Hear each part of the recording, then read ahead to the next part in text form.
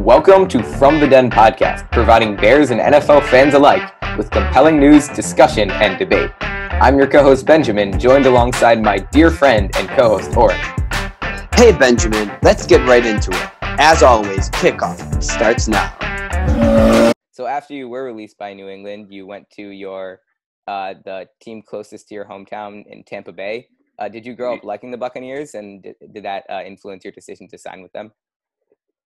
Well, yeah, actually, that was kind of the hometown team that I like to go watch and root for, but I didn't really have an option because they picked me up right off of waivers. So when that happens, they submit a claim and they pick up your contract, so you don't have an option. And there's like a ranking as far as like the worst teams get the earliest pick on the waiver wire, similar to like a draft order. So they had like the third pick in the draft, so they were the first team that submitted a waiver claim and got me. So I didn't have a choice, but it was actually a perfect place to go. Yeah, I could imagine. Got it. So in 2011, you started 3 games. Your team's offensive yards for the total season was ranked 21st. But in 2012, the Buccaneers had the 9th most total yards on offense. Why do you think that there was such a sudden jump? Because you were a part of the offense more. You could probably get a better tell of what happened.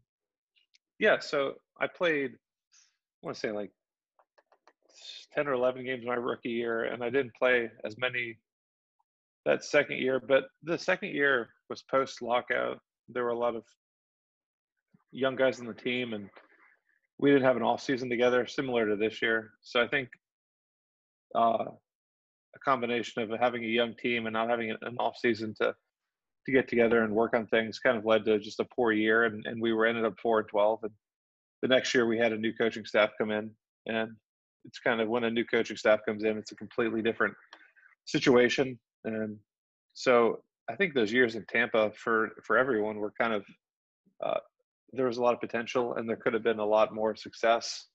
We just never put it together. We had a lot of talent. We had a lot of really good players. And if anything, we had kind of a lot of mediocrity as far as our record showed. You mentioned the coaching change. Do you think that put your team on more of an upward trend? Or well, I mean, so we were 10-6 and missed the playoffs my rookie year, and then the next year we were 4-2 and went to London and lost that game and lost every game after that. So and then so like I said, we ended up 4-12, and they made a change to Greg Schiano to be the head coach, and he kind of came in and completely redid everything. Remade the roster, and I don't think we managed better than 8-8. So I don't think it really put the place on an upward swing. If you look at it, was Greg Schiano for 2 years, and then it was Lovie Smith for 2 years, and then it was Dirk Cutter for 2 years. So that place really hasn't had a stable coaching staff since the Raheem Morris when I was there. So I don't know that place had much success, but they got Bruce Arians there now, and I think they finally have a little bit of stability there. Do you think that having a stable coaching staff for like a long time is a lot more important to a team than having a few coaches who implement different schemes throughout different years to test what's better? Yeah, I think continuity, as far as when you have a new coaching staff, it's not just the offense, the defense, it's also like how they meet, what days, what off day do you have, what certain times do you practice. So it takes a year or two to get comfortable with the team, and these coaches that are there for a year or 2 years have barely implemented their scheme, and the coaches are on a really short leash these days. So to hire a coach just to fire him 2 years later, and then you just keep doing that over and over, I don't think you're going to manufacture success, and versus like a place where you give them a couple of years and they're going to implement their scheme, they're going to bring in the players they want, and I think that's going to lead to more long-term success. Got it. So going back to your time with the Buccaneers, like your first season, your team came off before your first season. The Buccaneers went 3-13, and then when your rookie year, they went 10-6.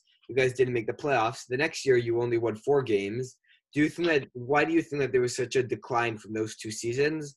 And do you think that that you guys not making the playoffs had a big part in your decline? No, so I think it was it was kind of a young team. My rookie year, a lot of young guys played, like a ton, especially towards the end of the year.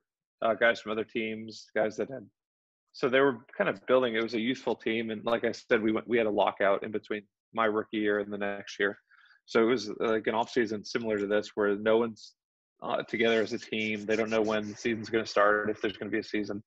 So I think like some guys trained and a lot of guys didn't, and then you miss out on those off-season workouts and meetings when you build continuity and you take that next step as a team. And we didn't take that next step, and unfortunately that was the end of the coaching staff. I think we would have all liked to get together for another year to see what we could have done with the full off-season, but unfortunately we didn't. So I mean, I think the lockout's a little bit to blame for that.